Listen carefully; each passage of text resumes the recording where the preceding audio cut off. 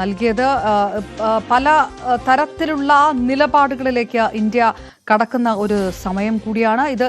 കശ്മീർ വിഷയത്തിൽ തന്നെ അതുപോലും ചർച്ച ചെയ്യാമെന്ന് പാകിസ്ഥാൻ പോലും സമ്മതിക്കുന്ന ഒരു സാഹചര്യം.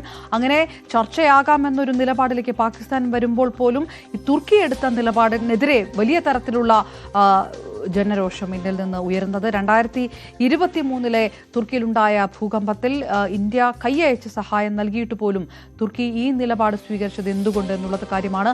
ഒപ്പം തന്നെ ആയുധ വിതരണം പാകിസ്ഥാന് നടത്തിയ വിദേശകാര്യ വിദഗ്ധൻ ശ്രീ പി ജെ വിൻസെന്റ് കൂടി നമുക്കൊപ്പം ചേരുന്നു. ശ്രീ പി ജെ വിൻസെന്റ്, തുർക്കിയോട് ഒരു ഔദ്യോഗികമായിട്ടുള്ള ഒരു ബോയ്ക്കോട്ടിന് ഇന്ത്യ നിൽക്കുന്നില്ല, പക്ഷേ ഫലത്തിൽ അത് തന്നെയാണ് ഇപ്പോൾ സംഭവിച്ചുകൊണ്ട് ഇരിക്കുന്നത്.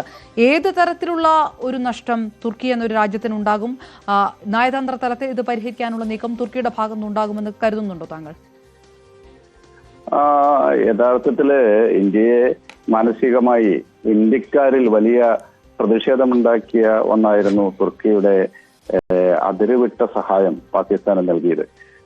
സോഷ്യൽ മീഡിയയിൽ വരുന്ന ഏറ്റവും പ്രധാനപ്പെട്ട കമന്റുകളിൽ ഒന്ന് 2023 തുർക്കിയെ ആകെ നടുക്കിയ വിനാശകരമായ ഭൂകമ്പം ഉണ്ടാകുന്നത്. അന്ന് ഓപ്പറേഷൻ ദോസ്ത് എന്ന പേരിൽ ഇന്ത്യ വലിയ രൂപത്തിലുള്ള രക്ഷാപ്രവർത്തനങ്ങൾ അവിടെ സംഘടിപ്പിച്ചു. നമ്മുടെ ഡ്രോണുകൾ ഉപയോഗിച്ച് തെരച്ചിൽ നടത്താനുള്ള ഡ്രോണുകളും മരുന്നുകളും മറ്റെല്ലാ സംവിധാനങ്ങളും നമ്മൾ തുർക്കിക്ക് എത്തിച്ചു കൊടുത്തു. അപ്പോൾ ഈ ദോസ്ത് എന്ന് നമ്മൾ പറഞ്ഞ ഓപ്പറേഷൻ ദോസ്ത് സംഘടിപ്പിച്ച ഇന്ത്യക്കെതിരെ ആണ് പ്രത്യേകിച്ച് കാരണങ്ങളൊന്നുമില്ലാതെ ദുഷ്മൻ ശത്രുവായിട്ട് തുർക്കി പ്രഖ്യാപിക്കുന്നത്. മാത്രവുമല്ല ഹെർക്കുലീസ് എന്ന അവരുടെ ഭാരം വഹിക്കുന്ന വലിയ വിമാനം കറാച്ചിയിൽ ഇറങ്ങിയ സമയത്ത് അത് ആയുധവുമായി വന്നതാണ് എന്ന വിമർശനം വന്നു ഉയർന്നിരുന്നു. പക്ഷേ അത് ഇന്ധനം നിറയ്ക്കാൻ വേണ്ടി മാത്രമാണ് എന്നാണ് തുർക്കി പറഞ്ഞത്. പക്ഷെ അങ്ങനെ ആയിരുന്നില്ല. തുർക്കിയുടെ ഡ്രോണുകൾ പാകിസ്ഥാൻ ഇന്ത്യക്കെതിരെ ഉപയോഗിച്ച 300 മുതൽ 400 വരെ വരുന്ന ഡ്രോണുകൾ പൂർണ്ണമായും തുർക്കിയിൽ നിർമ്മിച്ചവയായിരുന്നു. ഓപ്പറേഷൻ സിന്ദൂർ ആരംഭിച്ചതിന് ശേഷം അതിനെ അപലപിച്ച ലോകത്തിലെ 2 രാജ്യങ്ങൾ തുർക്കിയും അസർബൈജാനുമാണ്. അസർബൈജാൻ ഇപ്പോൾ ഏകദേശം തുർക്കിയുടെ വളരെ അടുത്ത സൗഹൃദ രാജ്യമാണ്. തുർക്കിയുടെ ആയുധ സഹായത്തിലാണ് ആർമേനിയ അസർബൈജാൻ സംഘർഷത്തിൽ, പ്രത്യേകിച്ച് നാഗാർണോ കാരബാഗ് പ്രദേശങ്ങളെ കുറിച്ചുള്ള തർക്കത്തിൽ ആർമേനിയയെ തോൽപ്പിച്ച ആ പ്രദേശം ഇപ്പോൾ അസർബൈജാൻ കൈവശം വെച്ചിരിക്കുകയാണ്. അതിന് കാരണമായ തുർക്കിയുടെ സഹായമാണ്. അങ്ങനെ തുർക്കിയ അസർബൈജാൻ ഈ രാജ്യങ്ങൾ വളരെ അടുത്ത സൗഹൃദ രാജ്യങ്ങളാണ്. ഈ രാജ്യങ്ങൾ മാത്രമാണ് ഓപ്പറേഷൻ സിന്ദൂറിനെ അപലപിച്ചുകൊണ്ട് രംഗത്ത് വന്നത്. അസർബൈജാൻ അത്ര പ്രധാനപ്പെട്ട ഒരു രാജ്യമല്ല, ചെറിയൊരു രാജ്യമാണ്. അതേസമയം ചൈന പോലും ഇന്ത്യ പാക് സംഘർഷത്തിൽ ഒരു സമതുലിതമായ നിലപാട് സ്വീകരിച്ചു. പൂർണ്ണമായിട്ടും ആയുധങ്ങളൊക്കെ ചൈന കൊടുക്കുന്നതാണ്. പാകിസ്ഥാന്റെ ആയുധം ഇറക്കുമതിയുടെ 85% അവിടെ നിന്നാണ്. പക്ഷെ എങ്കിലും ചൈന അത്ര പ്രകടമായ രീതിയിൽ ഇന്ത്യൻ സൈനിക നടപടിയെ അപലപിക്കുവാനോ ഒന്നും രംഗത്ത് വന്നില്ല. അതേസമയം തുർക്കി അതെല്ലാം ചെയ്തു. അപ്പൊ ഇതിനോടുള്ള ഇന്ത്യൻ പ്രതികരണം വളരെ ശക്തമാണ്. നമ്മളിപ്പോ അവരുടെ ഈ ഗ്രൗണ്ട് ക്ലിയറൻസ് ഡ്യൂട്ടി ചെയ്യുന്ന അവിടുത്തെ വേലിയ കമ്പനിക്കുള്ള ഓപ്പറേഷൻ സെക്യൂരിറ്റി ക്ലിയറൻസ് റദ്ദാക്കി. ഇനി അവർക്ക് ഈ ഗ്രൗണ്ട് ക്ലിയറൻസ് പ്രവർത്തനങ്ങൾ ചെയ്യാൻ സാധിക്കില്ല. ജവഹർലാൽ നെഹ്റു യൂണിവേഴ്സിറ്റി അക്കാദമിക സഹകരണം റദ്ദാക്കിയിരുന്നു. അതിന്റെ തുടർച്ചയായി ജാമിയ മിലിയ യൂണിവേഴ്സിറ്റിയും ഇപ്പോൾ അക്കാദമിക സഹകരണം, തുർക്കിയിലെ യൂണിവേഴ്സിറ്റികളുമായിട്ടുള്ള അക്കാദമിക സഹകരണം അവസാനിപ്പിച്ചിരിക്കുകയാണ്. ഇത്തരം സംഗതികളൊക്കെ വരുന്നതിന് മുന്നേ തന്നെ അസർബൈജാൻ തുർക്കിയിലേക്കുള്ള മുഴുവൻ ടൂറിസ്റ്റ് യാത്രകളും ടൂറിസ്റ്റ് കമ്പനികൾ സ്മാർട്ട് ട്രാവൽ അടക്കമുള്ള ഓൺലൈൻ സൈറ്റുകളൊക്കെ അവരുടെ യാത്രാ പരിപാടികൾ റദ്ദാക്കിക്കൊണ്ട് ശക്തമായി പ്രതികരിക്കുകയുണ്ടായി. അപ്പം terror and travel will not go together എന്നായിരുന്നു അതിന്റെ ഒരു slogan. Blood and water will not flow together എന്ന ഇൻഡസ് വാട്ടർ ട്രീറ്റി തൽക്കാലത്തേക്ക് മരവിപ്പിച്ചതിന്റെ ഭാഗമായി ഇന്ത്യ എടുത്ത ഒരു പോളിസി ഉണ്ടല്ലോ, അതിന്റെ മറുപടിച്ച് terror and travel will not go together എന്ന നിലപാട് സ്വീകരിക്കുകയുണ്ടായി. അപ്പോൾ ഇന്ത്യയിലെ ഗവൺമെന്റ് നടപടികൾ സ്വീകരിക്കുന്നതിനേക്കാൾ എനിക്ക് തോന്നുന്നത് ഇന്ത്യക്കാർക്ക് ശക്തമായ പ്രതിഷേധമുണ്ട്. കാരണം ചരിത്ര കാലഘട്ടത്തിൽ ഇതുവരെയുള്ള ചരിത്രം എടുത്ത് പരിശോധിച്ചാൽ തുർക്കിയും ഇന്ത്യയും തമ്മിൽ മുഖാമുഖം അണിനിരക്കുന്ന സംഘർഷാത്മകമായ യാതൊരു ബന്ധങ്ങളുമില്ല. മാത്രമല്ല വളരെ അടുത്ത നയതന്ത്ര ബന്ധങ്ങൾ നിലനിൽക്കുന്നുമുണ്ട്. സംഘർഷത്തിൻ്റെതായിട്ടുള്ള ഒരു സാഹചര്യവും ഉണ്ടായിട്ടില്ല. പക്ഷേ അതാണ് Shri doctor P J Vincent, ഈ 4000 കോടിയോളം നഷ്ടമുണ്ടാകും എന്നൊക്കെയാണ് ഹർഷ ഗോയങ്കയുടെ അടക്കം വിലയിരുത്തൽ വരുന്നത്. അത് തുർക്കിയും അസർബൈജാനും ചേർന്നത് വലിയ തരത്തിലുള്ള ഒരു നഷ്ടം ടൂറിസം മേഖലയിലടക്കം ഉണ്ടാകും. ഇനി അത് ട്രേഡിംഗിലും ഏത് തരത്തിൽ ബാധിക്കുമെന്നൊക്കെ കണ്ടറിയാനിരിക്കുന്നു. ഇത്രയും വലിയ വില കൊടുക്കുന്ന രീതിയിലേക്കുള്ള ഒരു നിലപാടിലേക്ക് തുർക്കി പോയി. ചൈന പോലും വളരെ സേഫർ സോണിൽ നിന്ന സമയത്ത് അതെന്തുകൊണ്ടായിരിക്കും ഇങ്ങനെ ഒരു കടുത്ത നിലപാടിലേക്ക് ഇന്ത്യ പോകുകയില്ല എന്ന് കരുതിയത് കൊണ്ടായിരിക്കുമോ? അങ്ങനെ ഞാൻ കരുതുന്നില്ല. എനിക്ക് തോന്നുന്നത് അതില് ഈ തുർക്കിയയിലെ എർദോഗൻ ഒരു ഇസ്ലാമിസ്റ്റ് നേതാവാണ്. വളരെ ഒരു പ്രോ ഇസ്ലാമിസ്റ്റ് പൊസിഷൻ എടുക്കുന്ന ആളാണ്.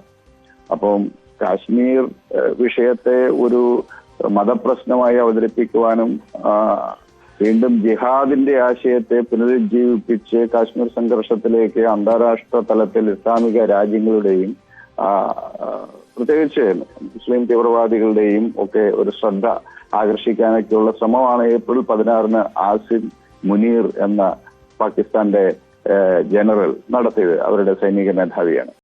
അപ്പോൾ ഇത്തരം ആശയങ്ങളോടൊക്കെ ഒരുപക്ഷെ ഐക്യപ്പെടുന്നത് കൊണ്ടാവാം ഒരു സഹായം തുർക്കിയുടെ ഭാഗത്തുനിന്നുണ്ടായത്. മറ്റ് നയതന്ത്ര തലത്തിലോ അല്ലാതെയോ ഉള്ള ഒന്നും ഒരു കാരണങ്ങളും ഒരു സംഘർഷത്തിൻ്റെതായ ഒരു സാധ്യതയില്ല. മാത്രമല്ല 2021 പറഞ്ഞാൽ 1.5 വർഷം ആയിട്ടില്ല. ലോക രാഷ്ട്രങ്ങളെല്ലാം പ്രശംസിച്ച രക്ഷാപ്രവർത്തനമാണ് ഓപ്പറേഷൻ ഡോസ് എന്ന പേരിൽ ടർക്കിയായി നടത്തിയത്. പിന്നെ 1920-22 കാലത്ത് നോൺ കോഓപ്പറേഷൻ ഖിലാഫത്ത് മൂവ്മെന്റ് ലോകത്തിലെ ഏറ്റവും ശക്തമായി നടന്ന രാജ്യം ഇന്ത്യയിലാണ്. അത് തുർക്കി ഖലീഫയെ ഖിലാഫത്ത് പുനഃസ്ഥാപിക്കുന്നതിന് വേണ്ടിയിട്ടുള്ള ഒരു സമരമായിരുന്നു. ഇതിനെ ദേശീയ സ്വാതന്ത്ര്യ സമരവുമായി കണ്ണുചേർക്കാനും പോലും അന്ന് ഗാന്ധി തയ്യാറായി. ഇതിന്റെ പേരിൽ തുർക്കിയെ സഹായിച്ചു എന്ന പേരിൽ തുർക്കിയുടെ ജിനോസൈഡിനെതിരെ നിലപാട് സ്വീകരിക്കുന്ന ആർമീനിയൻ കൂട്ടക്കൊല 15 ലക്ഷത്തോളം ആർമീനിയക്കാരെ ഒന്നാലോകമായത്തിൽ തുർക്കി കൊലപ്പെടുത്തിയെന്നാണ് ആർമീനിയക്കാരുടെ വിമർശനം. അന്ന് യാരവാനില് ആർമീനിയയുടെ തലസ്ഥാനമായ യാരവാനിലുള്ള മഹാത്മാഗാന്ധിയുടെ പ്രതിമ 2023 അടിച്ചു തകർത്ത ഒരു സംഭവമൊക്കെ ഉണ്ടായി. അപ്പോൾ അത്രയും ഇതെല്ലാം ഈ ചരിത്രപരമായ ഇത്തരം കാര്യങ്ങളൊക്കെ പരിശോധിക്കുമ്പോൾ സ്വാതന്ത്ര്യാനന്തരവും ഇന്ത്യ വളരെ അടുത്ത ബന്ധമാണ് തുർക്കിയുമായിട്ട് പുലർത്തി വന്നത്. പക്ഷേ ഇതിനു മുന്നുള്ള സർക്കാരുകളും ഇന്ത്യയുമായിട്ട് ഇത്തരത്തിലുള്ള നിലപാട് സ്വീകരിച്ചിരുന്നില്ല. പക്ഷെ ഇപ്പോൾ പാകിസ്ഥാനുമായി വളരെ അടുത്ത ബന്ധം തുർക്കി പുലർത്തിയിരിക്കുന്നു. ഒരുപക്ഷെ ചൈനയും പാകിസ്ഥാനും തമ്മിലുള്ള ബന്ധം കഴിഞ്ഞ ഒരു 3 ദശാബ്ദക്കാലമായി വളരെ അടുത്ത സൗഹൃദം നിലനിൽക്കുന്നുണ്ട്. അതേസമയം തുർക്കിയ അങ്ങനെയല്ല. ഇപ്പോൾ ഓൾ ഓഫ് എ സഡൻ പാകിസ്ഥാന്റെ പക്ഷത്തേക്ക് മാറുകയും ഒരുപക്ഷെ തന്ത്രപരമായി ചൈനയുടെ എക്കാലത്തെയും സൗഹൃദ രാഷ്ട്രം എന്നതിൽ ചൈന പാകിസ്ഥാൻ ബന്ധങ്ങൾ നമ്മൾ കരുതുന്ന പോലെ തന്നെ മുന്നോട്ട് പോകും. ഇനിയും അവർ തമ്മിലുള്ള സഹകരണം ഉണ്ടാകും എന്ന കാര്യത്തിൽ സംശയമില്ല. പക്ഷേ ചൈനയല്ലാതെ ഒരു രാജ്യം ഒരു സംഘർഷത്തിന്റെ ഘട്ടത്തിൽ മുൻകൂട്ടി അവർക്ക് ആയുധങ്ങൾ കൊടുക്കുകയും അതുപോലെ നയതന്ത്രപരമായി പാകിസ്ഥാൻ അനുകൂലമായി ഇടപെടുകയും ഇന്ത്യ നടത്തിയ ഓപ്പറേഷൻ സിന്ദൂറിനെ അപലപിക്കുകയും അതേസമയം പഹൽഗാം അക്രമത്തെ കാണാതിരിക്കുകയും ഒക്കെ ചെയ്ത ഒരു സമീപനം തുർക്കിയുടെ നയമാറ്റത്തിന്റെ ഒരു സൂചനയാണ്.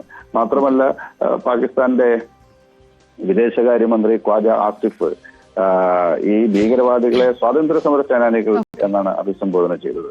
അപ്പോൾ പാകിസ്ഥാൻ കാശ്മീർ വിഷയത്തെ സംബന്ധിച്ച് പുലർത്തുന്ന ആശയങ്ങളോട് അത് തികച്ചും മതപരമാണ് എന്നാണ് സൈനിക മേധാവിയുടെ ഏറ്റവും അവസാനത്തെ ഫെബ്രുവരി 16 പ്രസംഗത്തിൽ നിന്നും വ്യക്തമാകുന്നു. ആ ആശയത്തോട് തുർക്കി എന്ന രാഷ്ട്രം ഐക്യപ്പെടുന്നു എന്നതിന്റെ സൂചനയാണ് ഈ സംഘർഷത്തിൽ തുർക്കിയും തീർച്ചയായിട്ടും. വളരെയധികം നന്ദി. ഡോക്ടർ പി ജെ വിൻസെന്റ് കൂടിയാണ് വിശദമാക്കിയത്.